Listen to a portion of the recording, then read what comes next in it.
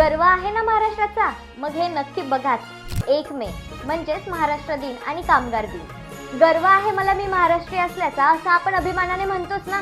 कारण महाराष्ट्राची शान आता भारतापुरता मर्यादित राहिलेली नसून युनेस्को सारख्या जागतिक वारसा जपणाऱ्या संस्थेने याची दखल घेतली आहे.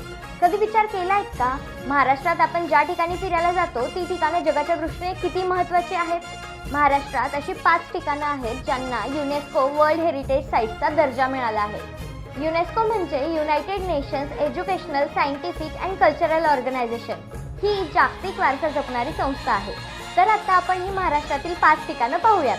पहिलं ठिकाण अजिंठा लेणी. इथल्या अंधाऱ्या गुफांमध्ये रंगांनी जिवंत केलेल्या कथा आहेत. बुद्धांच्या जीवनाचं इतकं सूक्ष्म आणि भावनिक वर्णन केलं आहे की इथे काळ थांबल्यासारखा वाटतो. दुसरं ठिकाण वेरूळच्या लेणी. या लेण्यांमध्ये अनेक धर्मांचा वारसा एकाच ठिकाणी पाहायला मिळतो. आणि कैलास मंदिर.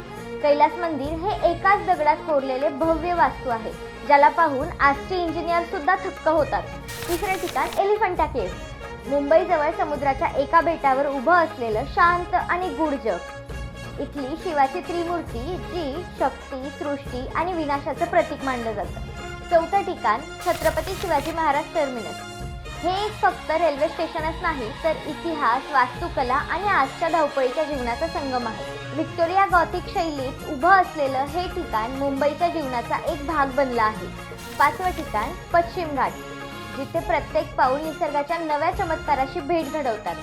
धबधबे, दाट जंगलं, दुर्मिळ वनस्पती आणि प्राणी, आणि सगळ्यात महत्त्वाचं म्हणजे छत्रपती शिवाजी महाराजांचे गड आणि किल्ले.